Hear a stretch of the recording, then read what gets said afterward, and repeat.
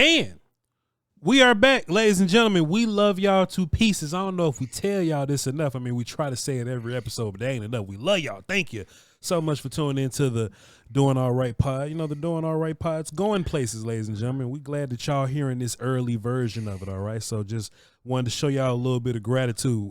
We got a homework assignment to go over today, 3 players, but boy, Bryan Broaddus hopped on the call. He said, Voch Lombardi. He said, I got a question. I got something right off the rip. So we're going to let Bryan lead this thing off, and then we're going to do our homework, Bryan. What you got for me, sir? Yeah, I appreciate you allowing me to do this. Eric Chiafalo and I had we did our podcast today for Love of the Star, and a question was asked by one of our listeners. And it's one of those where he gives you 3 players, and then you have to decide which group that you would like the best of the 3. Okay. Make sense? Yes, sir. Because I was curious about this one, because I'm going to give it to you how he asked me. Yes, sir. And then I'm going to switch it after you give me your answer and see if you'll change. Okay. All right. All right. Group of 3 players to start off. Number 1, McMillan, Arizona. Amos, Ole Miss. This is first round, second round. Third round, Blue, Texas. That's pod 1. Okay. Pod 2, Simmons, Ohio State. Johnson, Iowa. Johnson, Paul, running back Johnson. Okay. Running back. And Paul, our linebacker. See, Kansas? Is that Kansas? What's Paul's Kansas, right? Chris Paul is from Ole Miss. Ole Miss. Okay, yeah, I'm sorry. Yeah, I was going that. Okay, so Chris Paul from Ole Miss would be in that next group. So Simmons, Johnson, Paul. The last group is Barron, Higgins, and Birch. Okay. Barron, Higgins, Birch. Did you want to hit me with when you give me your answer, I'm going to do something different too. Okay. Well, Bryan, I'll tell you what, man. I think it's real hard to beat that. Well, I think it depends on what you value. You know, what do you value? What do you consider the biggest emergency? And you know, the Cowboys just went to go trade for Kaiir Elam today, so that helps you out a little bit at corner. Right. It's definitely going to be either 1 or 2 for me. I love McMillan. Amos is good, and I think Blue is cool, but I think Simmons takes left tackle to another level. I think Johnson takes running back to another level. And I can live with Chris Paul.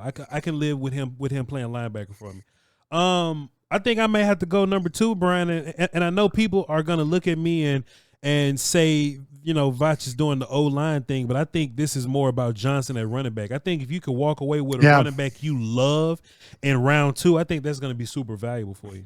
Yeah, I was going to try and make it difficult on you in the second group instead of Paul.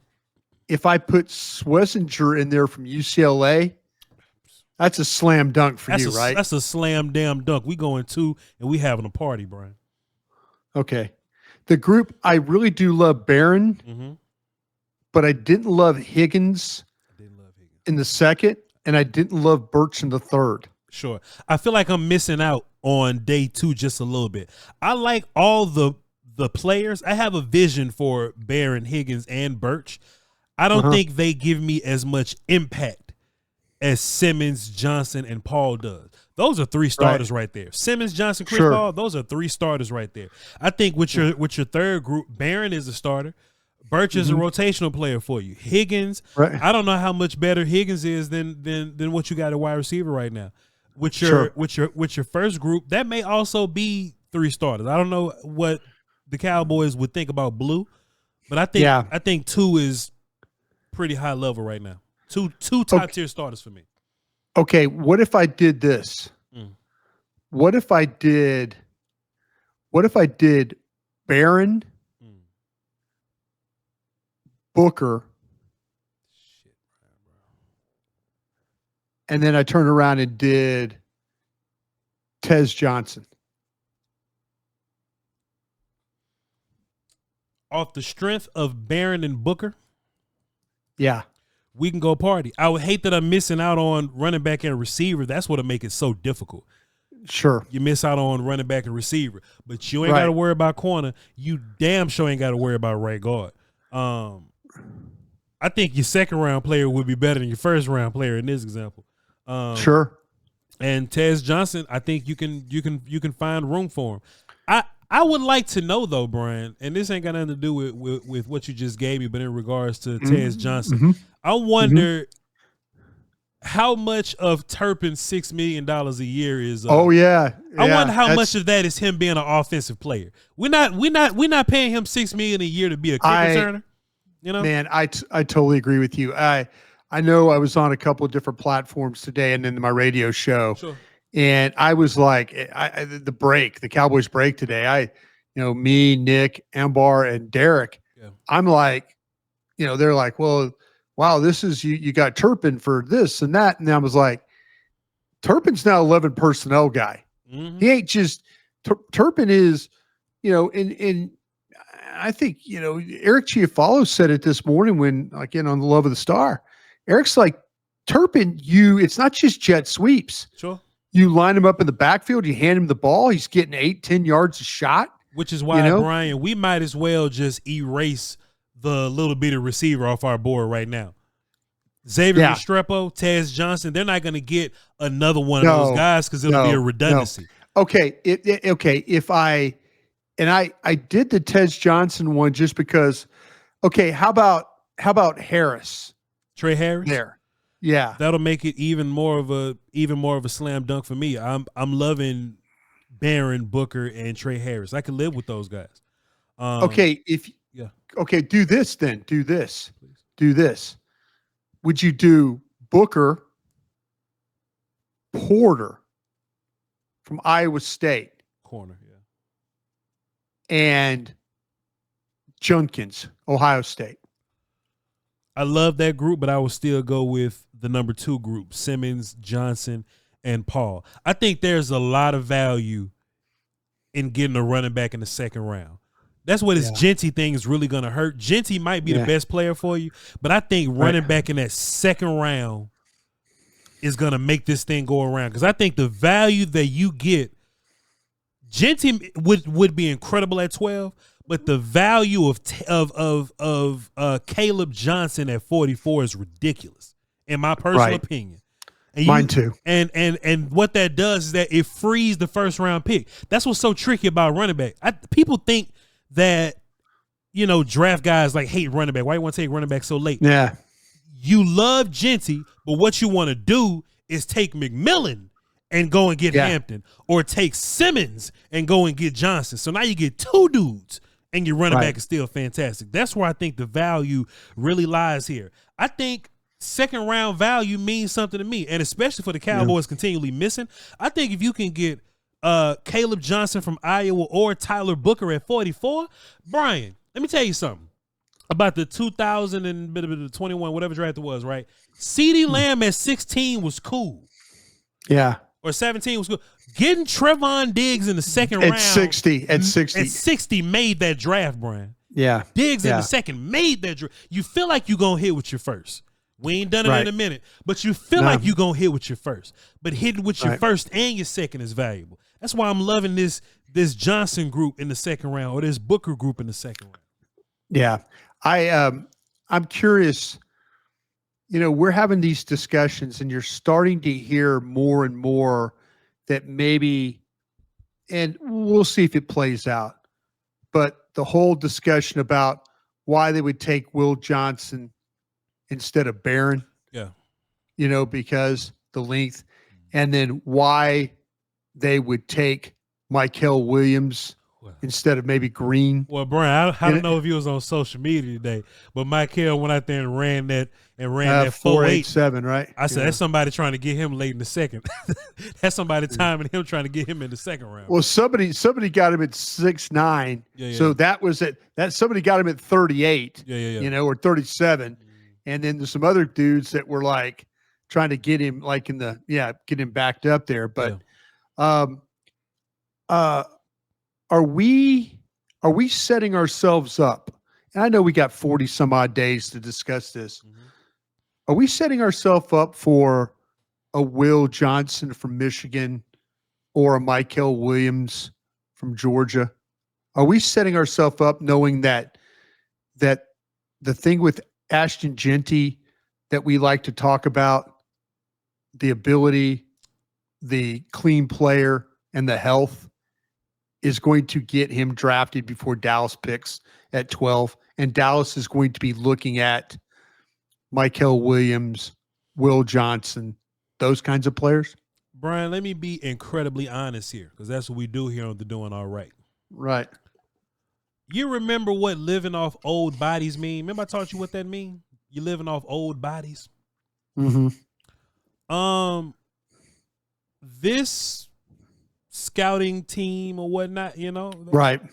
I think the trust that we had in them in 2022 is different than the trust we have in them now. I love and respect a lot of those guys. Mm-hmm. I really, really do. Mm-hmm. It has not gone well for them the last two times out in the first round. Brian, if this was 2022, Will McClay and them boys will never pass on Ted McMillan. I have faith in those guys. They'll never pass on Ashton Genty. Brian, right. I don't know now. I have no clue. We can sit up here and be like, you mean to tell me that a top 10 player of mine is on the board and they'll pass on him? I think they'll take Will Johnson. I think they'll take Michael Williams. I think they'll take these guys that we don't think that highly of. And I think we'll like their second and third round picks better, Brian. I think that's just how I don't have that faith in them like I used to.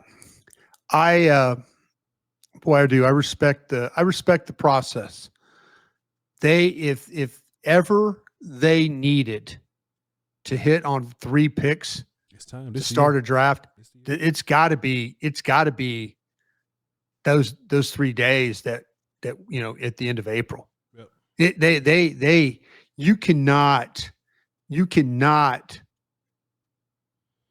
play in free agency and draft the way they have the last couple of years, especially with the first round picks. Yeah. That bought them a lot of grace with Cowboy fans. Yeah. Oh man, hey, they could draft. Yeah, they'll draft. Don't worry about them. They'll draft. Yeah. A lot of pressure on those guys and gals over there. Yeah. They've got to hit this thing. And I just was curious, like I said, I of the group that I picked, I went McMillan, Amos, and Blue. That's a good on group what too. I picked. That's a good group too. And but I'll tell you what, if you put say Swearinger in there with the Simmons, Johnson, Swearinger group, that's a hard group. That's a no-brainer right there. That's a tough group. Yeah. Is Johnson? Are we learning that Johnson should be in the first round? He probably should be. He probably should be. I think there's going to be some running backs that go in the first round. I think Hampton, Johnson, and Henderson all have an opportunity to go first round. Yeah, the Daniel Jeremiah mock draft a while back had Johnson getting passed, but he had Genty, he had Hampton, and he had Henderson all going in the first round. Yeah. And I'm thinking, gosh, if you gave me a shot, and I don't know under that scenario, I don't know if Johnson even gets to you at 44. I don't think so neither.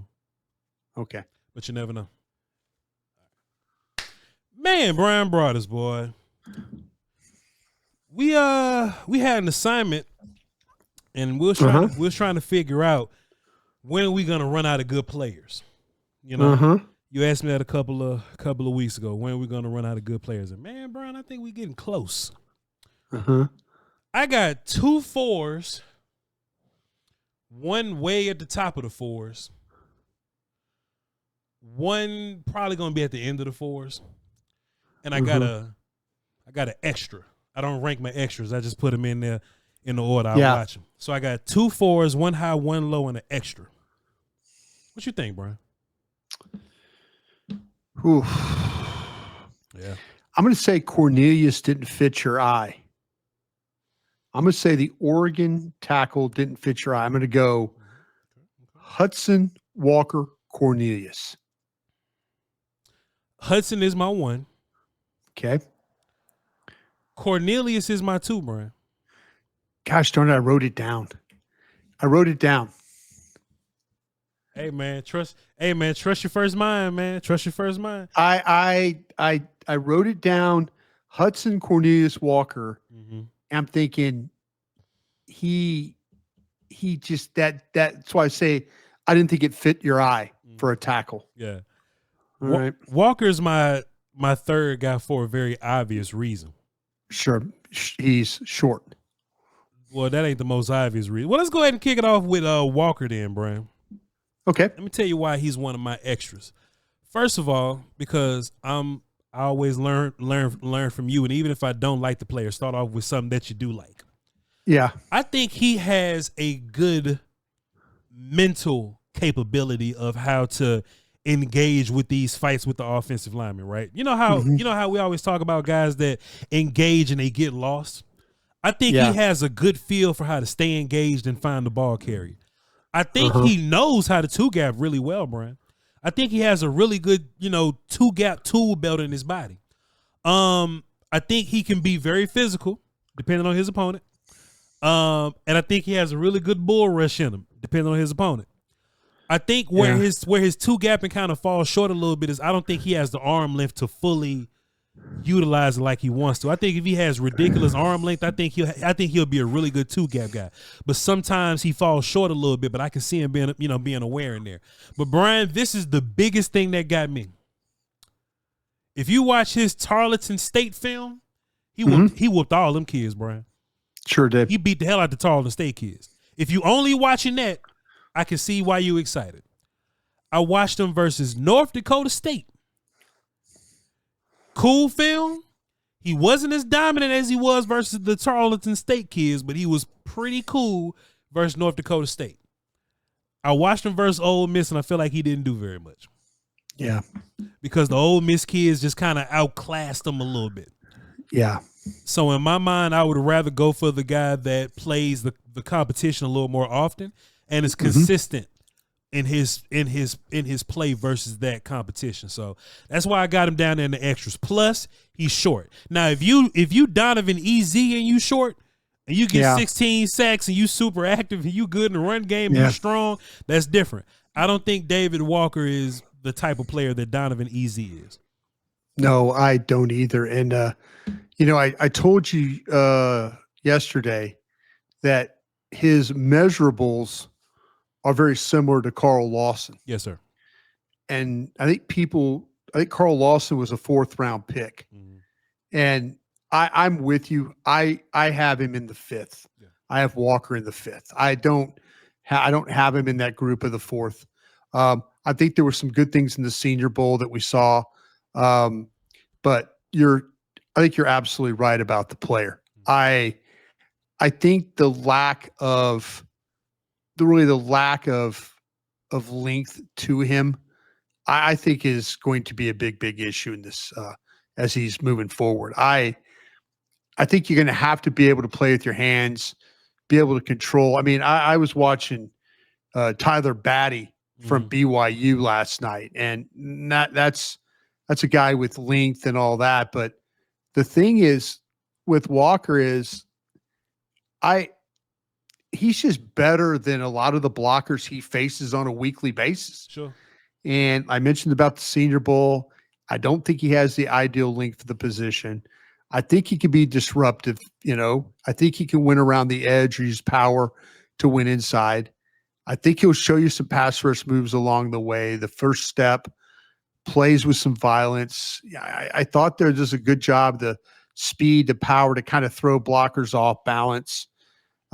I don't see a bendy player as an edge rusher, but I saw a clip where he did this flip at the combine. So I might be missing something here. Yeah. I was just kind of like, I always look for little extra things about these kids. He had a 4.40 shuttle at the combine, and that ain't great. You say a 4.40 Yeah, 20 shuttle. Damn. The shuttle.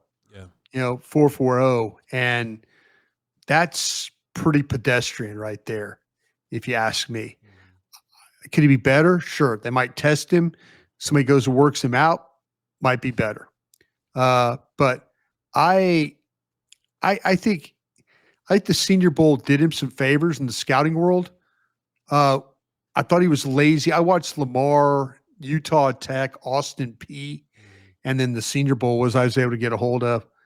But I thought in that Lamar game, he was a little bit lazy on some of the plays. I thought he could have chased the ball a little bit better.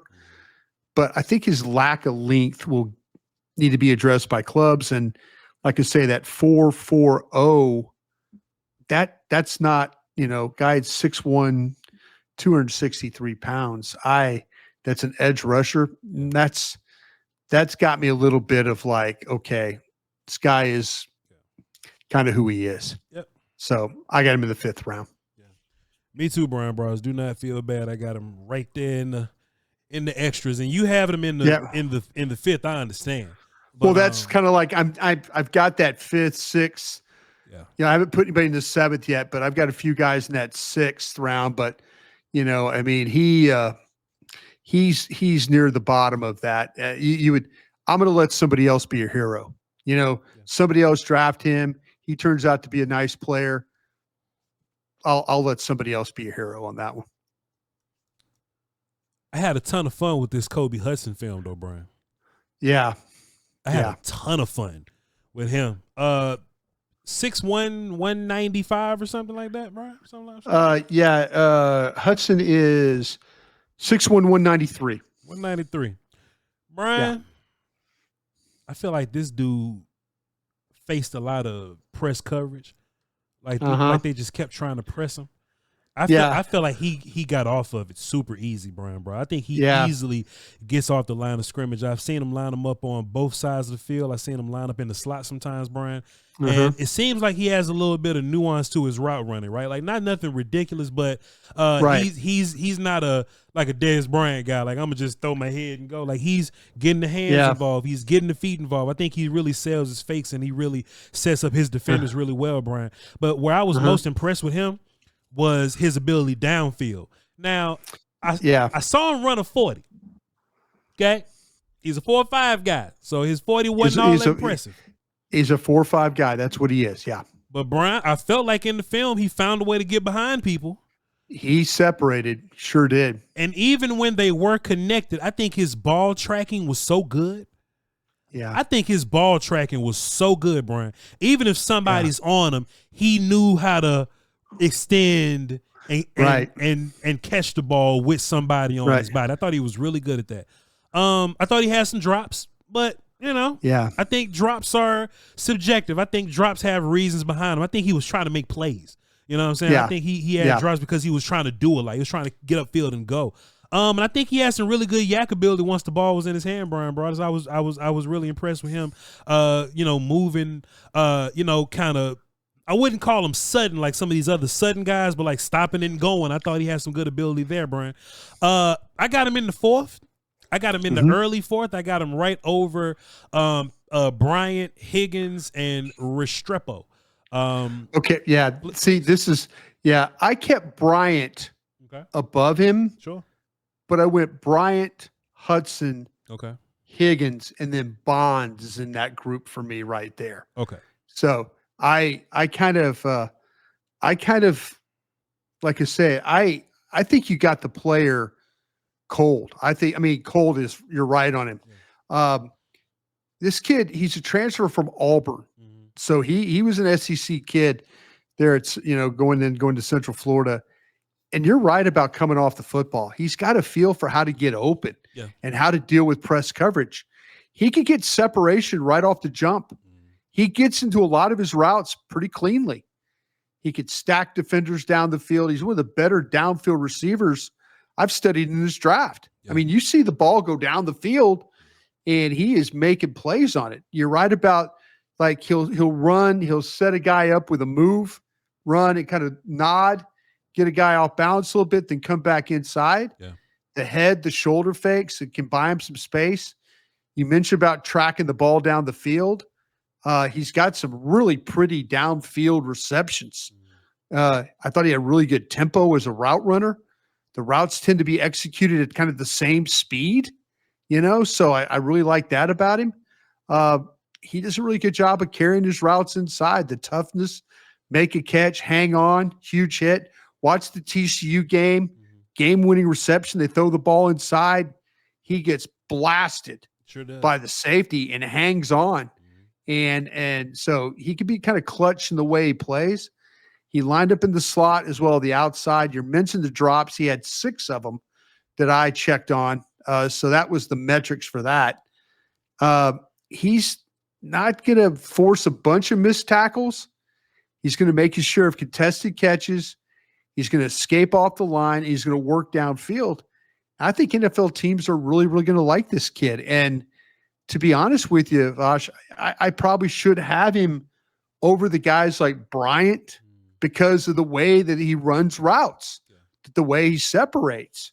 But man, I think here we are late in the contest, and looking at players like this, you're absolutely right. 6'1", 193. He's a 4.5 guy. I believe the speed's 4.51 at the combine.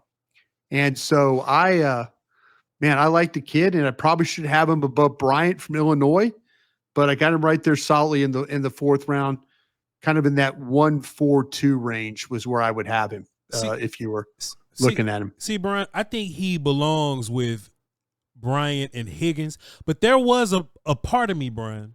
There was a part of me that considered putting him in the 3rd. I considered it. You know what I'm saying? You know, maybe if he had like one more trait that I like, I would have put him up there. But, I think he belongs in this group more than, with Noel and Harris and Johnson there. But I was really conflicted with that, but that's why he just ends up being like an early 4th round guy for me.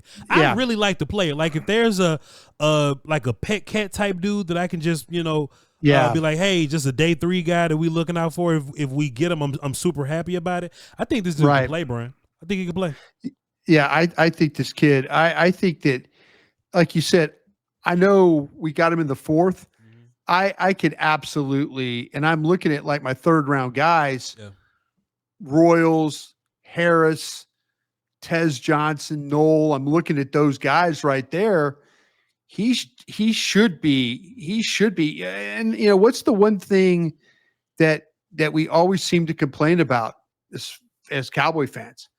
Can the guy get open? Can he separate? Can he run routes? He gets open. He gets open. This guy gets open, and he separates, and he's a 4-5 guy, and he's got a feel for how to do it. So I would not be surprised if he goes earlier.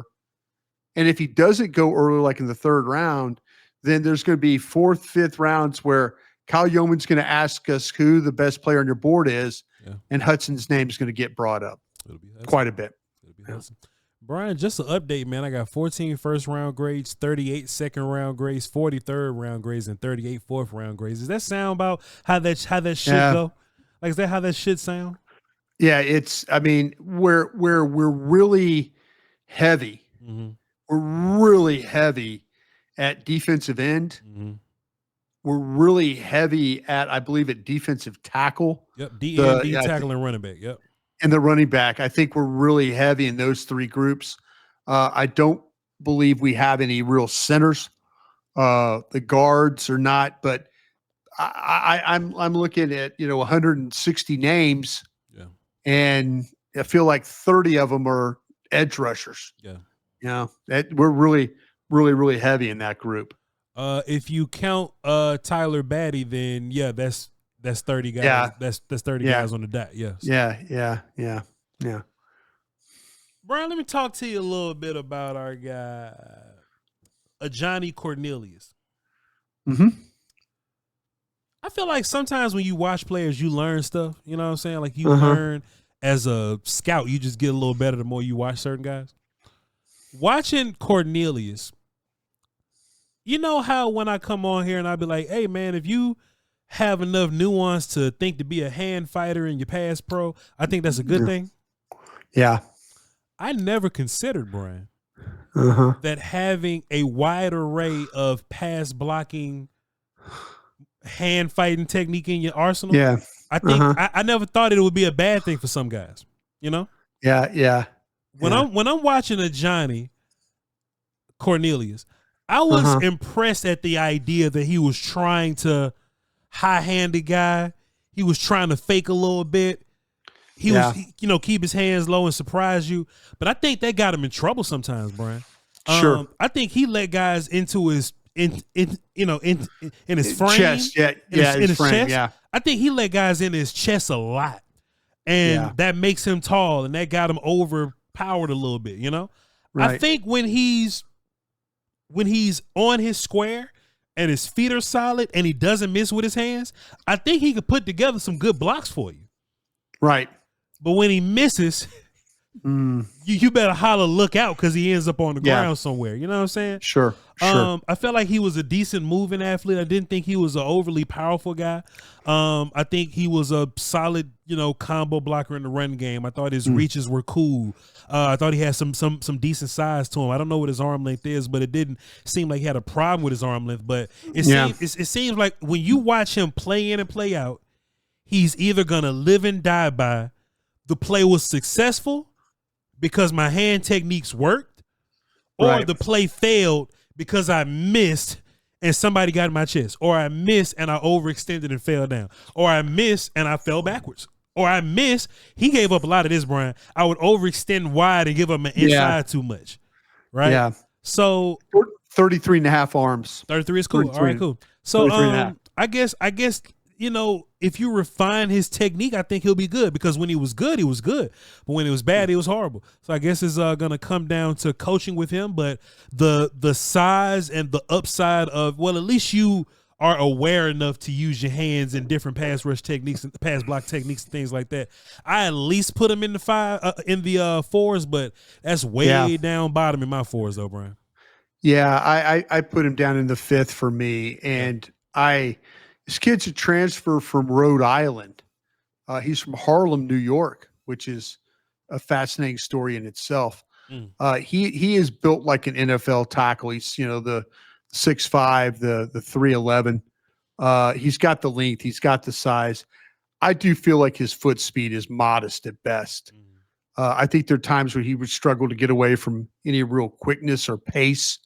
There are snaps we see rushers kind of break him down because he tends to duck his head forward in order to stop the rusher's charge. And sometimes when you get a guy that will lean and try and put his head, he really doesn't trust his strength. He does not trust his ability to extend and sit down. So he's going to hit you and try and stop you and then set his hands. Yeah. But he tends to get stressed out by rushers who give him like quick movement. His punch and his hands don't always work well together. There needs to be a little bit better coordination with the punch.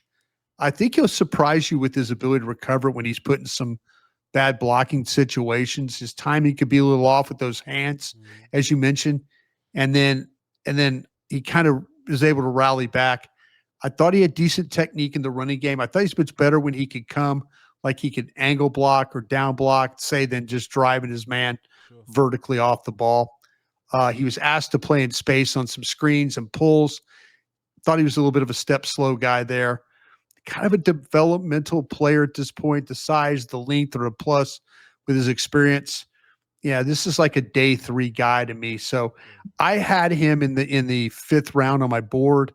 I actually have him below Belton, North Carolina State, and Crenshaw, Dixon, Florida, and then I have Cornelius in the 5th round with those guys.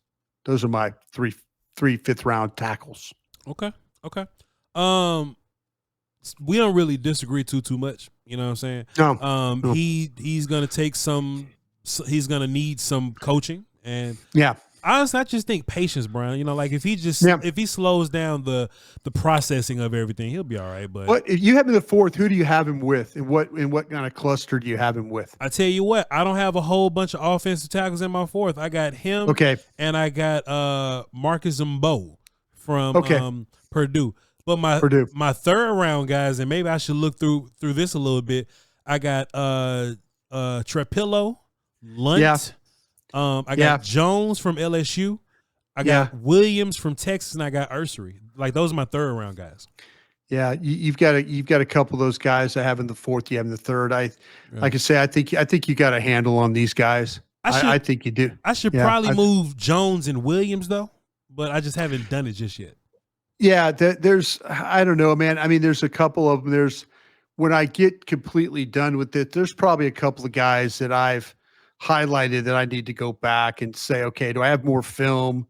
Is there something? There's going to be some guys that when you start to stack them, you're going to go, okay, wait a minute, is this guy better than? Yeah. And you'll probably go, wow, this guy's better than a guy.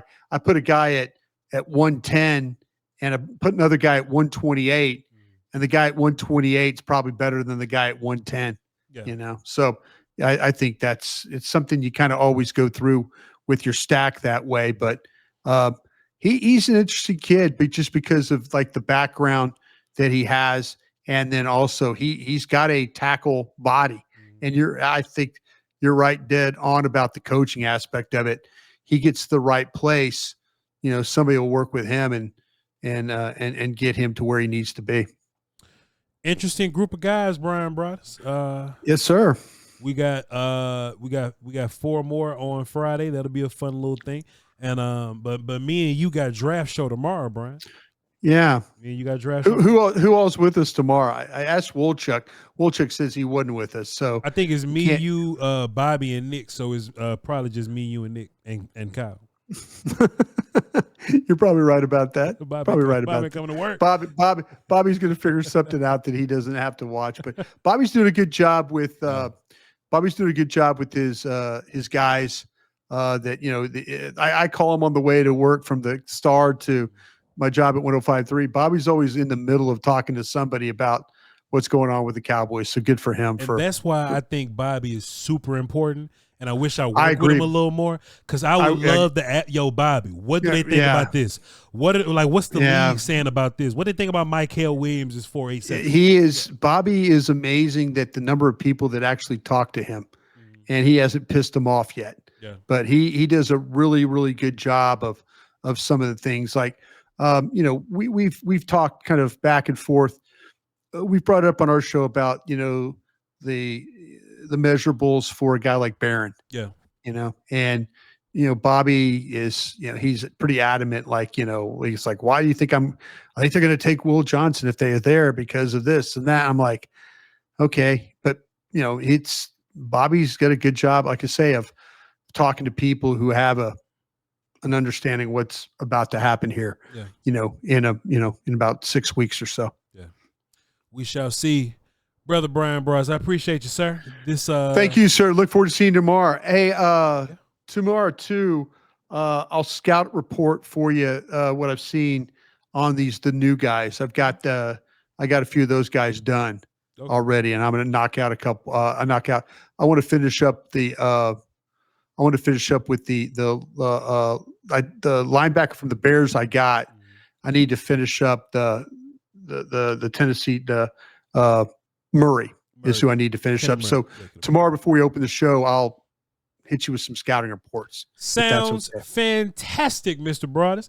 Hey, y'all be sure to follow me, VOCHLOMBARD, on all my socials. Y'all tap in with BRYN Broaddus. You can get those reports before he puts them out on it, whatever. Just asking your vibe. Well, Brian, what you think about Kaiir Elam? And he'll tell you. Sure. Sure. Yeah, we'll catch y'all next time. See y'all tomorrow. Love you. Crown.